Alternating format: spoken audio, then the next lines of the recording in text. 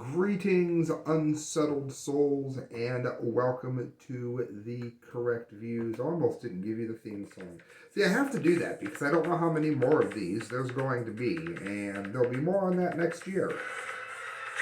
If you're watching this, I'm assuming you didn't find it when it was recorded, which is 8/24, New Year's Eve. But that's probably because you have family and a life. Guys, the massive Fukushima update has some very interesting nuances in it that you're going to want to pay attention to this month. As always, welcome aboard. Again, Correct Views, your humble host, Samuel DeGangi.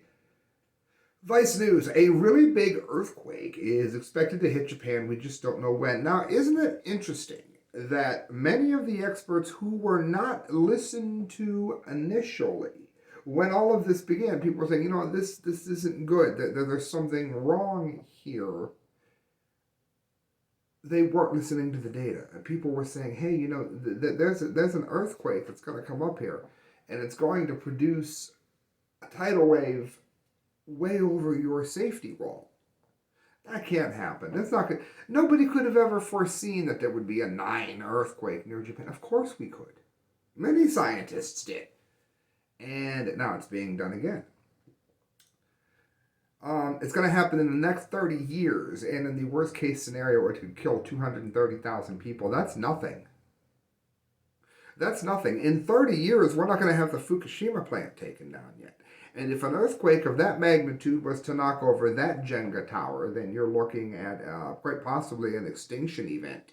If nothing else, a very good likelihood, depending on how it was done and how much progress we've made by then, you won't even be able to live in the northern hemisphere. It very, very easily could be that bad. Said first a tiny tremor, then it's small enough for you to keep standing, but large enough to rattle your nearby shelves, forcing your eyes to dart around for imminent danger. Your heart skips a beat. Of course, it's describing an earthquake, but that's not what's important. Listen to this. Since December 4th, several small islands like Akijima in Kawaguchia Prefecture have been experiencing an uncomfortable number of earthquakes, as we said would happen, as was predicted before Fukushima, and as this show has been talking about in depth for years. Exactly like we said here. No ambiguity. Absolutely what we said here. Over the course of 5 days, these islands recorded 231 tremors. And although experts say the frequency was not extraordinary, nearly half of the tiny island's 75 residents have been evacuated. Again, the main takeaway from this, and you can read it, Vice tends to be left-leaning, which means blah, blah, blah, blah, blah, blah, blah, blah, blah, blah, and they'll say that global warming is all of... Look, you now have the left who's been clamoring for people to embrace nuclear, even though it's the worst possible thing that you can do for the planet. They've been begging people to do it. And now that it looks like it was a very bad idea, you've got these left organizations maybe trying to pull away from this a little bit. But I think it's a little late for that now. You know what I mean? I think a lot of people already know the damage that was done. And hopefully the people on the left who have been promoting the toxic, poisonous mindset will have to pay. By that I mean perhaps legally, of course, politically. The careers need to be ruined, over, done, finished, kaput. Germany pulls the plug, I should say, on 3 of its last 6 nuclear reactors, citing Fukushima. If Costello was here, we would have cheering as sound effects going off. It's from the National Post. This is remarkable news. We don't get a lot of good news on the massive Fukushima update, let's face it. This is remarkable news. This is proof that if those of us who know the truth continue to push it, then we can have some kind of an effect.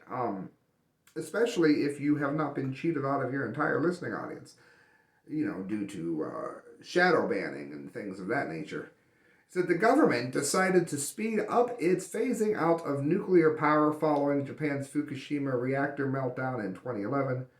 when an earthquake and tsunami destroyed the coastal plain in the world's worst nuclear disaster since Chernobyl. It's actually far worse than Chernobyl, and we've explained why many, many times. It's going to focus on other renewables, so it's still doing the green and still pretending that global warming is real. But thankfully, they've pulled away. And they can pretend with their fantasy land that global warming is real. That's fine.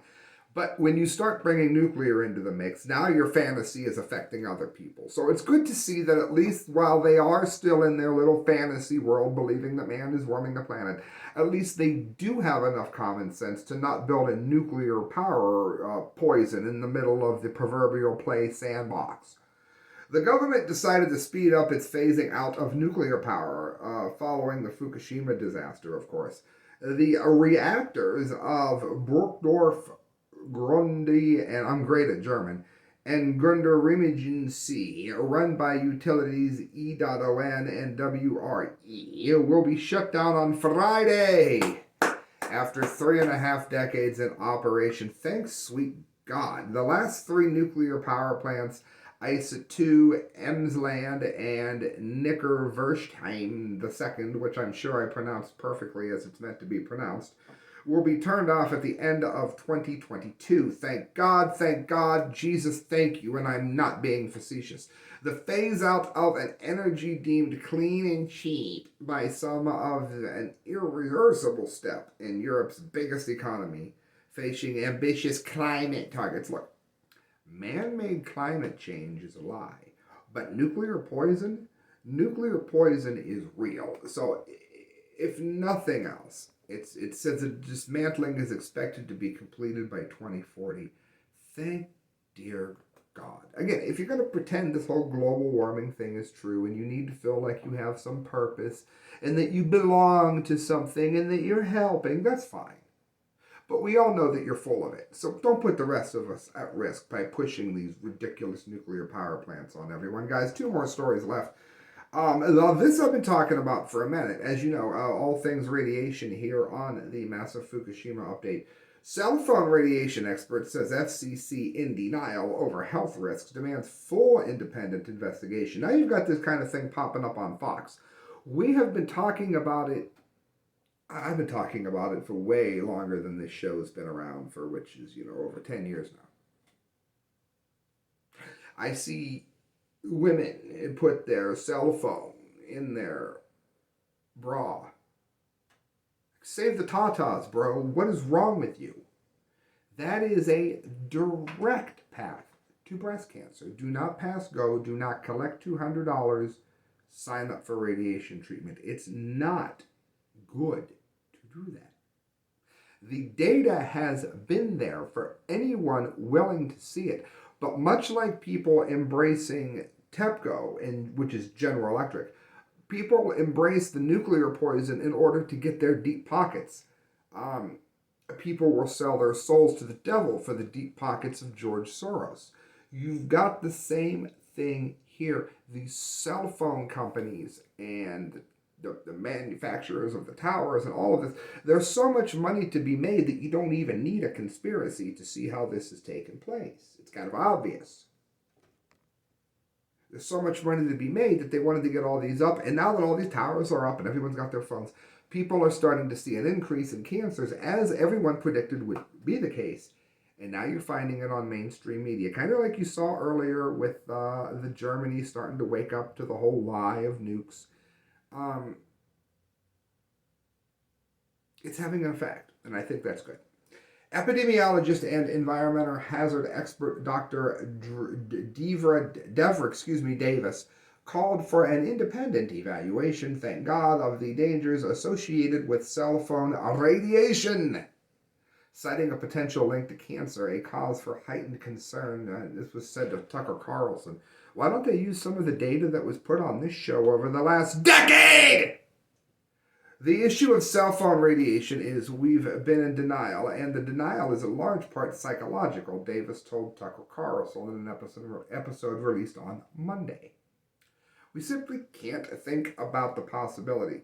Is it a chance that these things are harmful? A chance? You know how many times I've almost lost my cell phone because I try to avoid putting it in my pants pocket?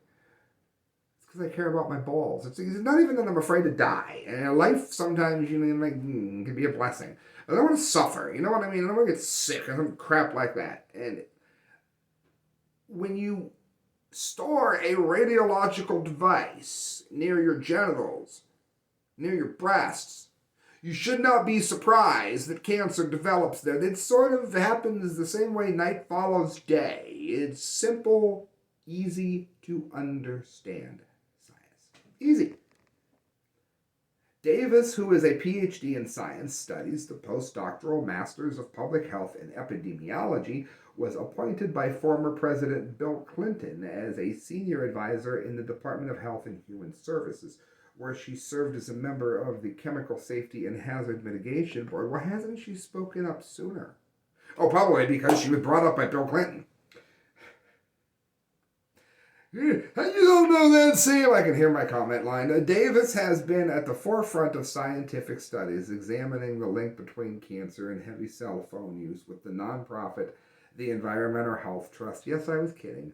Which conducts research on environmental health hazards and seeks to educate professionals and policymakers about the dangers.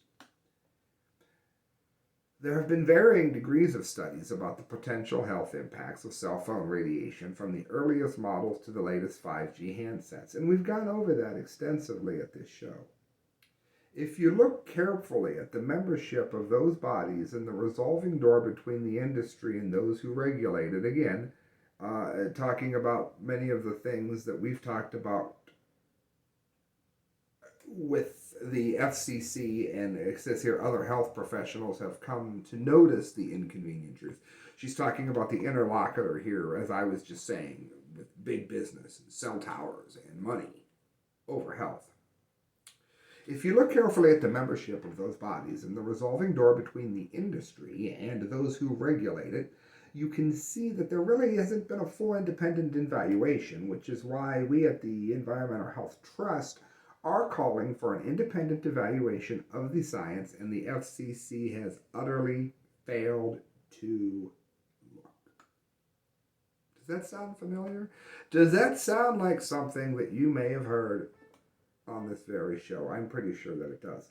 And that brings us to, you know what that brings us to, the Dumdy of the Day. And I'm going to give you your song. Enjoy. At least one more time, eh? You are an idiot.